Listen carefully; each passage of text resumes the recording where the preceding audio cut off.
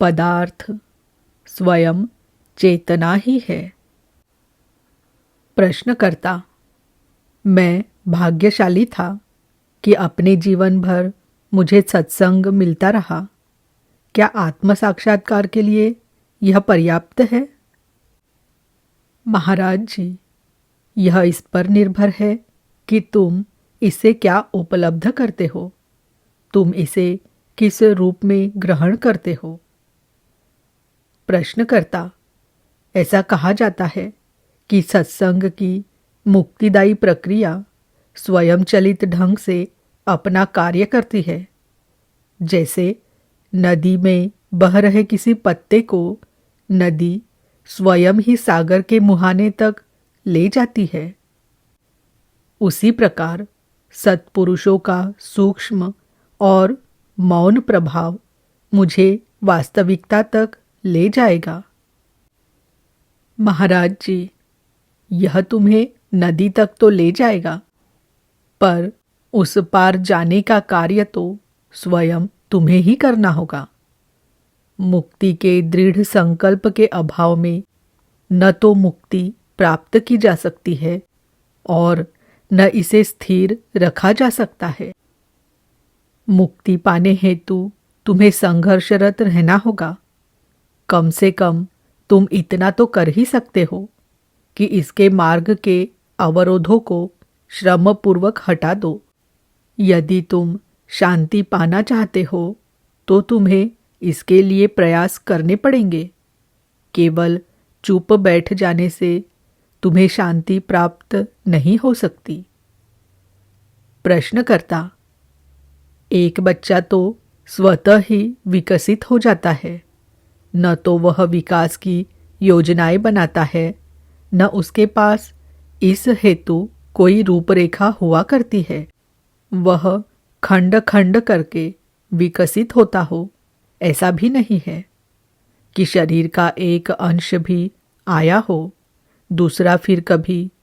वह समग्र रूपेण अनायास अनजाने ही विकसित होता है। महाराज जी, क्योंकि वह कल्पना से मुक्त होता है, तुम भी इस प्रकार विकसित हो सकते हो, पर तुम्हें स्मृति और अपेक्षाओं से उत्पन्न भविष्यवाणियों और योजनाओं में लिप्त नहीं होना चाहिए। ज्ञानी की एक विशेषता यह होती है कि वह भविष्य से किसी प्रकार का संबंध नहीं रखता। भविष्य के लिए तुम जो चिंता करते हो, उसका कारण है पीड़ा का भय और सुख की कामना। ज्ञानी के लिए सब कुछ आनंद ही होता है। जो भी समक्ष आए, ज्ञानी उसमें प्रसन्न रहता है। प्रश्नकर्ता: पर निश्चित है कि कुछ ऐसी भी बातें होंगी जो ज्ञानी को भी व्यथित कर देती होंगी। महाराज जी, कठिनाइयों का सामना ज्ञानी को भी करना पड़ सकता है, परंतु वे उसे संत्रस्त नहीं कर पाती है। जब माँ अपने शिशु के जन्म से उसके बड़े हो जाने तक उसका पालन पोषण करती है, तो यह कार्य अपने आप में अत्यंत दुष्कर दिखाई पड़ सकता है, परंतु माँ के लिए उन कठिनाइयों की स्मृतियाँ भी आनंदकारी ही होती है। संसार में किसी भी प्रकार की कोई त्रुटि नहीं है। त्रुटि यदि है तो वह तुम्हारे इसे देखने के तरीके में ही कही है। तुम्हें तुम्हारी अपनी कल्पना ही दिग्भ्रमित कर देती है। कल्पना के अभाव में किसी संसार का अस्तित्व नहीं है। संसार तुम्हारी यह दृढ़ भावना ही है कि तुम किसी संसार के प्रति सचेतन हो।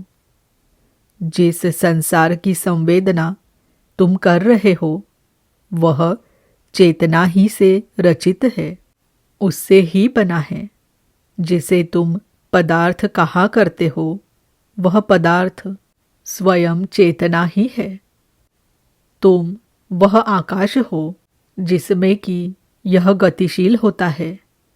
तुम वह काल हो जिसमें कि यह व्यतीत होता है। और वह प्रेम भी तुम ही हो जो इसे जीवन प्रदान करता है।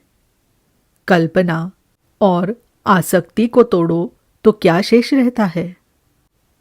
प्रश्नकर्ता, संसार शेष रहता है, मैं शेष रहता हूँ। महाराज जी, हाँ, पर तब यह कितना भिन्न हो जाता है जब तुम इसे कामना और भय के माध्यम को बीच में लाकर नहीं देखते। प्रश्नकर्ता, वास्तविकता और विभ्रम, ज्ञान और अज्ञान, संत और पापी, ये सारे भेद किस लिए? हर कोई सुख की खोज में है, हर कोई अथक प्रयास करता है, हर कोई योगी होता है और हर एक का जीवन ज्ञान की एक पाठशाला है।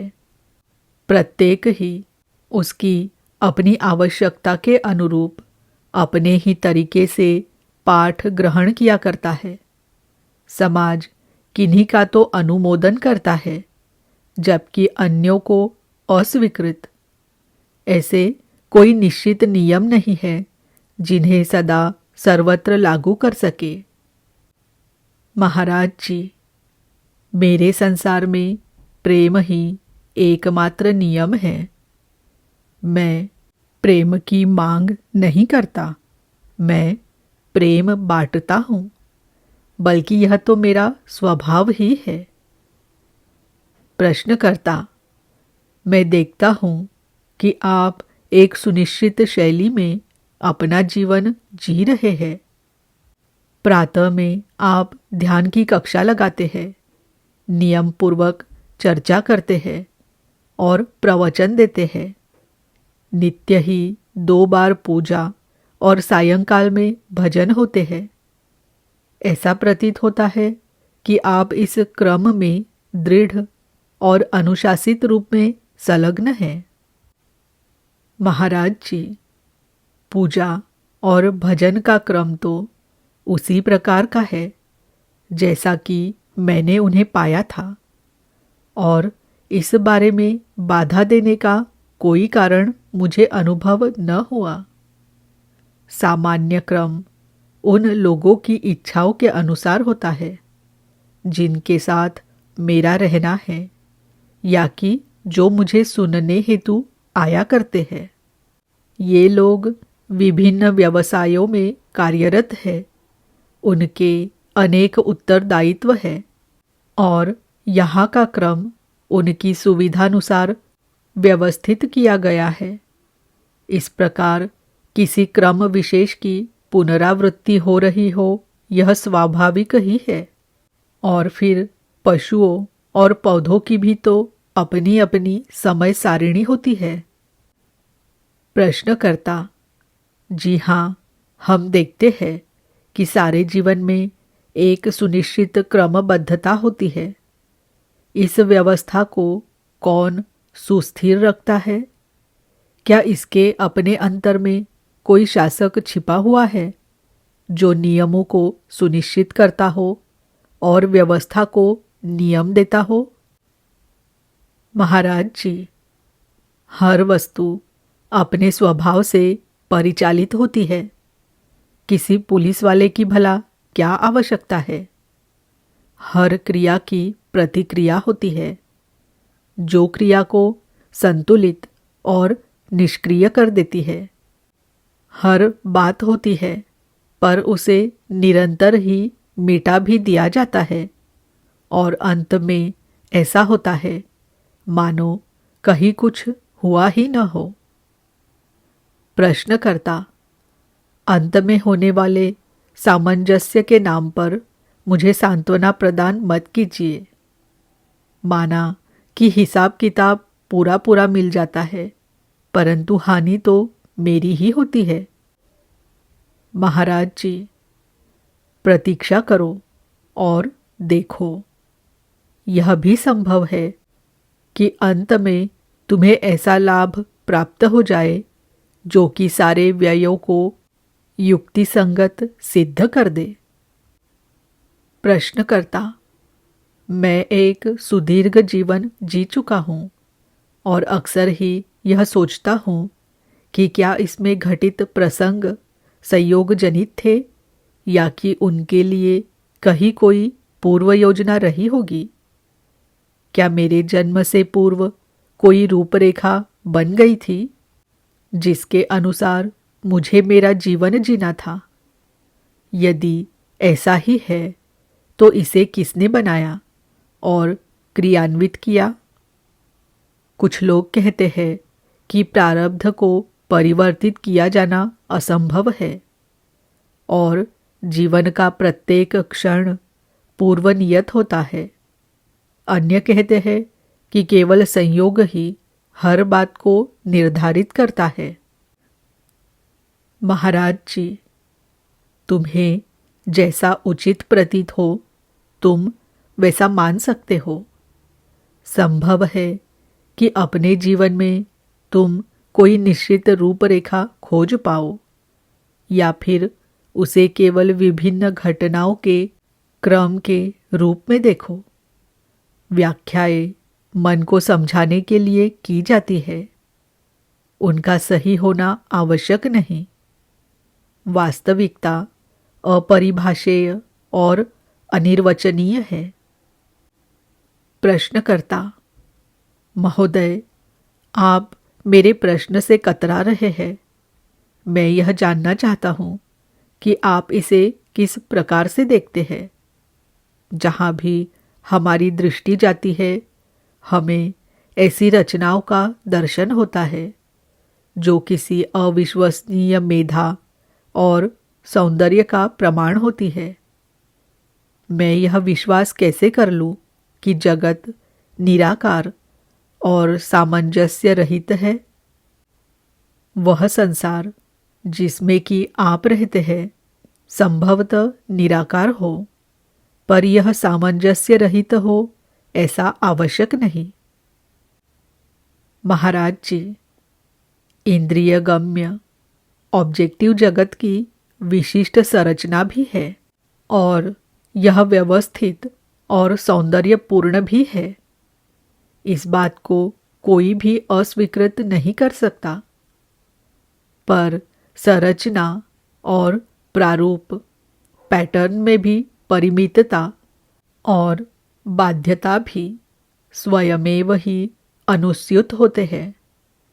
मेरा संसार परम मुक्त है। इसमें प्रत्येक वस्तु स्वतः निर्धारित है। अतएव मैं निरंतर कहता हूँ कि सब कुछ स्वनिर्धारित होता है। मेरे संसार में भी सुव्यवस्थितता है, पर यह बाहर से आरोपित नहीं है। यह स्वतः स्फूर्त और तत्क्षण होती है, क्योंकि यह काल निरपेक्ष है। परिपूर्णता भविष्य में होने वाली कोई वस्तु नहीं है, यह अभी है। प्रश्नकर्ता: क्या आपका संसार मेरे संसार को प्रभावित करता है। महाराज जी, केवल एक बिंदु पर, अभी के बिंदु पर। यह तुम्हारे संसार को क्षणिक सत्ता का, वास्तविकता का एक क्षणजीवी आभास प्रदान करता है। परिपूर्ण जागरूकता यदि हो तो संपर्क भी हो जाता है। इसके लिए प्रयास रहित, स्वचेतना रहित अवधान आवश्यक है।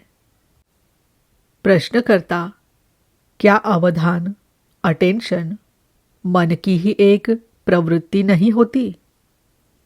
महाराज जी, हाँ, जब मन वास्तविकता के लिए तत्पर हो तो यह अवधान युक्त होता है। तुम्हारे संसार में कोई भी दोष नहीं है, पर तुम्हारा यह विचार करना कि तुम इससे पृथक हो अव्यवस्था उत्पन्न कर देता है।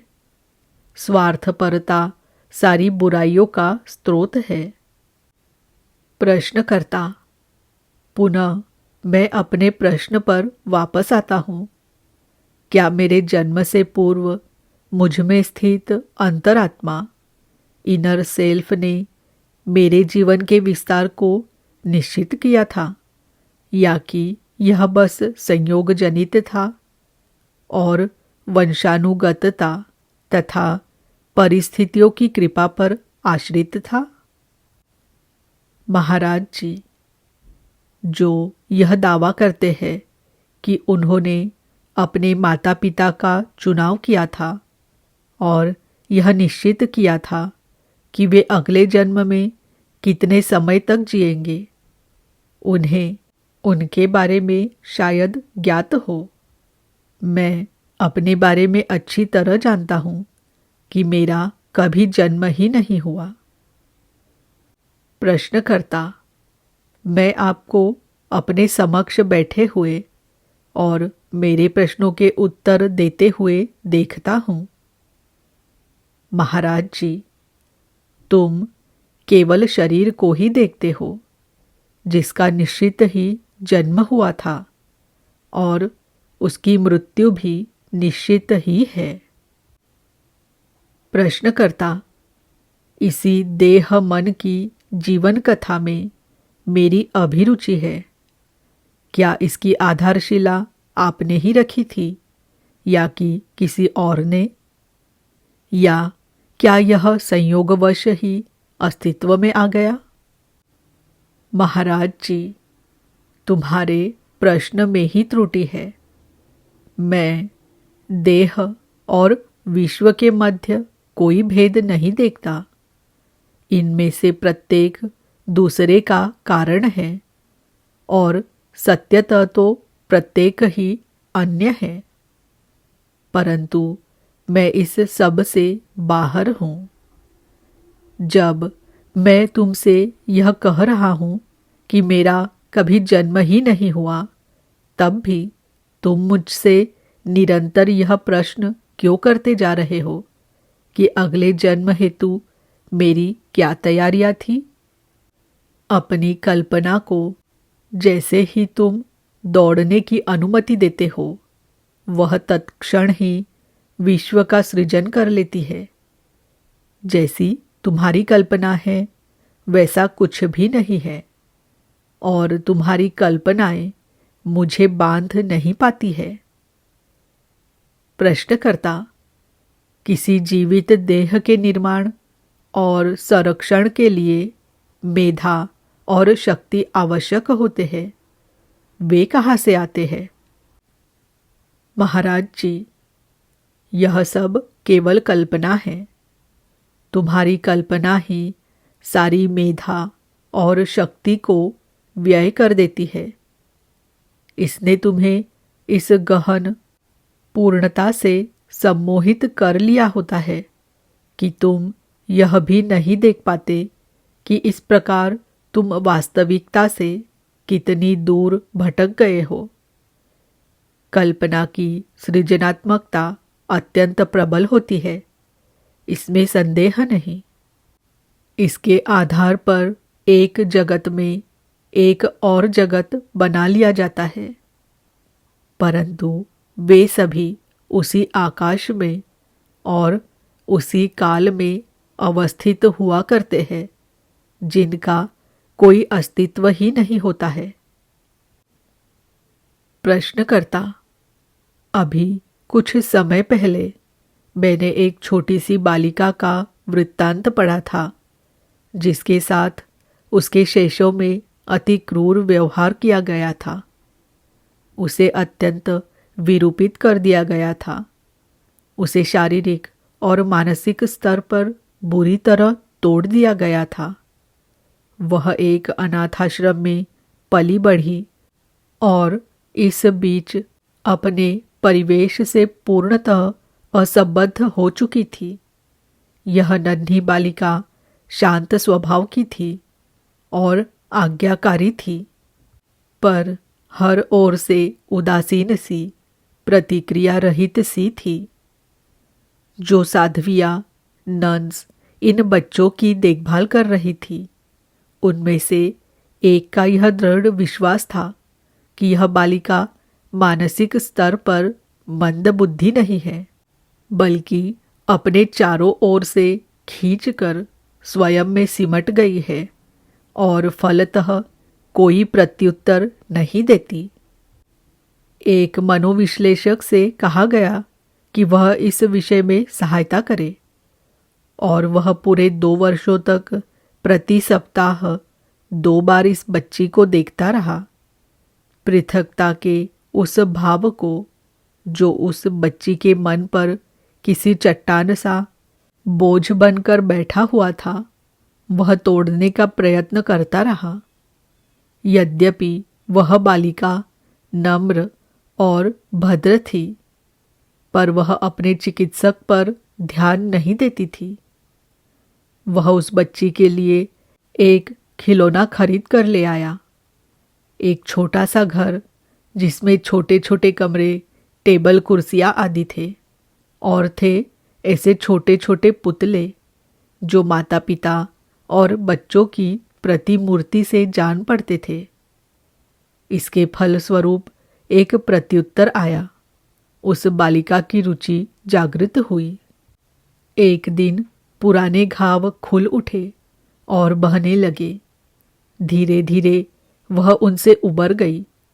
अनेक शल्य क्रियाओं के पश्चात उसकी देह और उसका चेहरा पुनः सामान्य हो पाए और उसे एक सुयोग्य और आकर्षक स्त्री का रंगरूप मिल गया। इस सब में उस चिकित्सक को 5 वर्ष लग गए, पर उसका कार्य सफल हुआ। वह एक सच्चा गुरु था। उसने न तो कोई शर्तें सामने रखी और न ही तत्परता अथवा पात्रता आदि की बातें की। बिना श्रद्धा के, बिना किसी आशा के, केवल प्रेम ही से प्रेरित होकर वह बारंबार प्रयास करता रहा। महाराज जी, हाँ, गुरु का यही स्वभाव है। वह प्रयास कभी नहीं छोड़ता, परंतु सफलता हेतु यह आवश्यक है कि उसका बहुत अधिक प्रतिरोध न किया जाए। संदेह रखने से, आज्ञाकारिता के अभाव से विलंब हो जाना निश्चित ही है। यदि उसमें शिष्य की आस्था और नम्यता हो तो अपने शिष्य में वह अपेक्षितया तीव्र गति से मौलिक रूपांतरण ला सकता है। गुरु की गहरी अंतर्दृष्टि तथा शिष्य की गंभीरता, ये दोनों बातें आवश्यक होती है। तुम्हारी इस कथा की इस बालिका की स्थिति कैसी भी क्यों न रही हो, वह इसलिए कष्ट उठाती रही क्योंकि लोगों में गंभीरता का अभाव था। सर्वाधिक कठिनाई बुद्धिजीवियों के संबंध में है। वे बातें तो बहुत करते हैं, परंतु गंभीर नहीं होते। तुम जिसे आत्म साक्षात्कार कहते हो, वह एक स्वाभाविक वस्तु ही है। जब तुम तैयार होते हो तो गुरु को प्रतीक्षारत पाते हो। साधना प्रयास रहित होती है।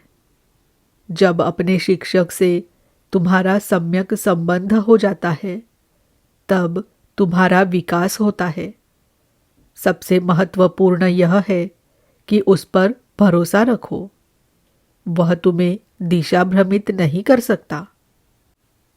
प्रश्नकर्ता, यदि वह मुझसे किसी ऐसे कार्य को करने के लिए कहे जो प्रत्यक्ष रूप से ही गलत है, तो क्या तब भी?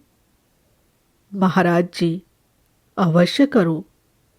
एक सन्यासी को उसके गुरु द्वारा विवाह करने का आदेश दिया गया था। उसने आदेश का पालन किया और फलस्वरूप अत्यंत कठोर और कटु कष्टों को भोगा, परंतु उसके चारों बच्चे संत और ऋषि के रूप में महाराष्ट्र के महानतम लोगों में गिने जाते हैं। अपने गुरु से तुम्हें जो कुछ भी प्राप्त होता है उसमें प्रसन्न रहो और तब तुम संघर्ष किए बिना ही परिपूर्णता तक विकसित हो जाओगे। प्रश्नकर्ता: महोदय, क्या आपकी कुछ आवश्यकताएं अथवा इच्छाएं हैं? क्या मैं आपके लिए कुछ कर सकता हूँ? महाराज जी, तुम मुझे ऐसी कौन सी वस्तु दे सकते हो जो मेरे पास न हो?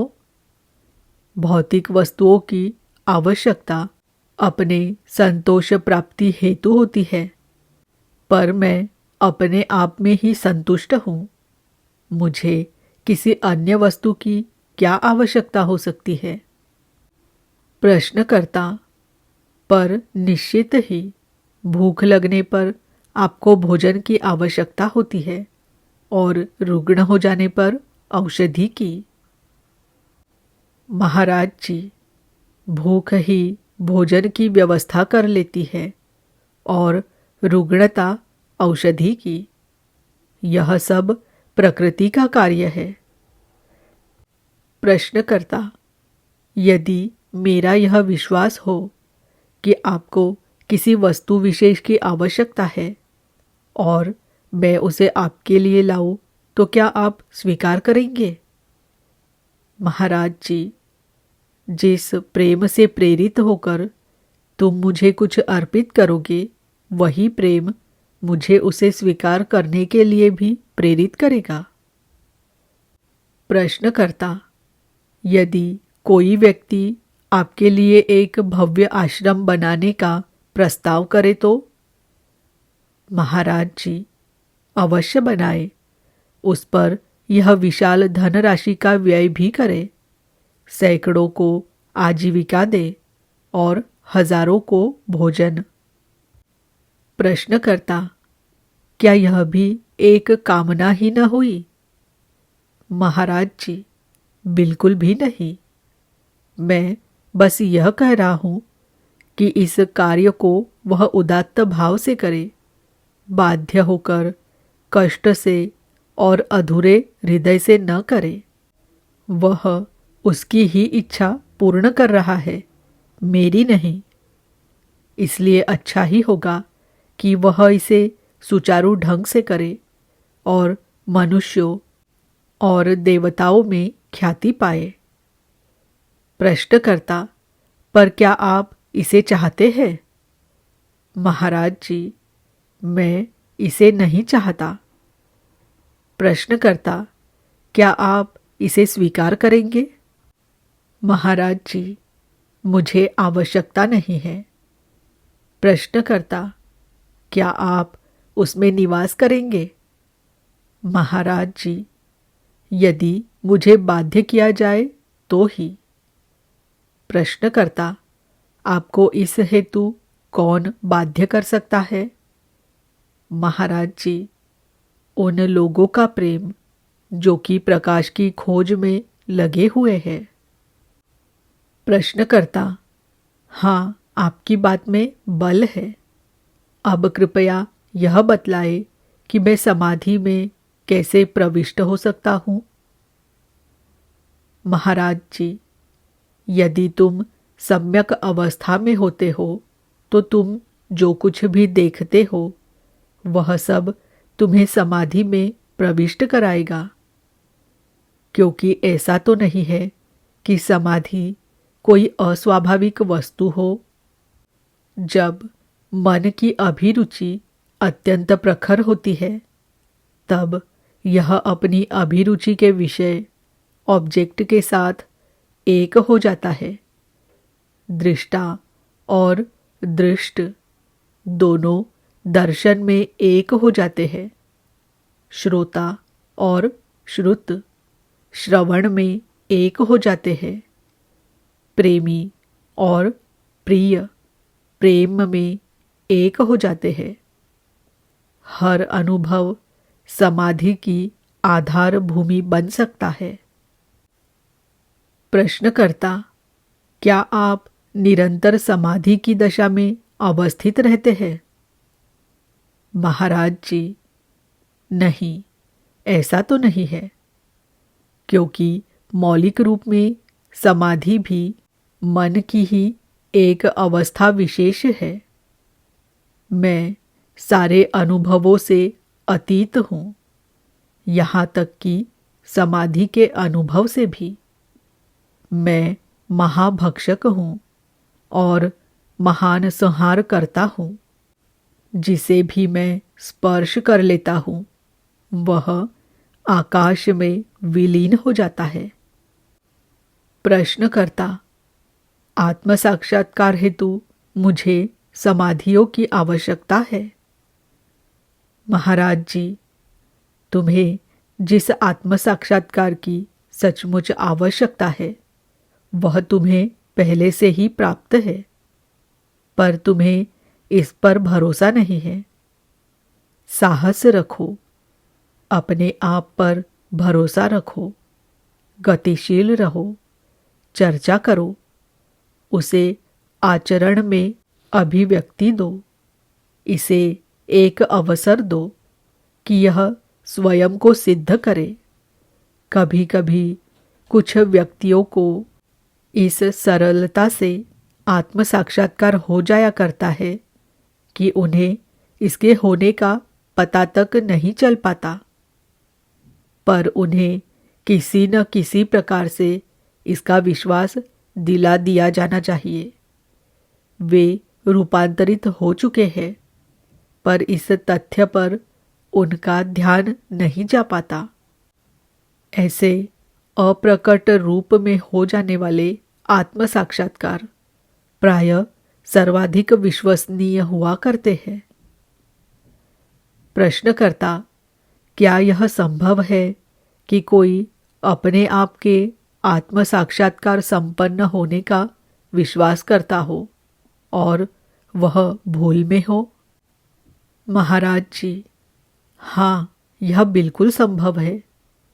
मैं आत्म साक्षात्कार संपन्न हूँ, यह धारणा एक भूल ही है।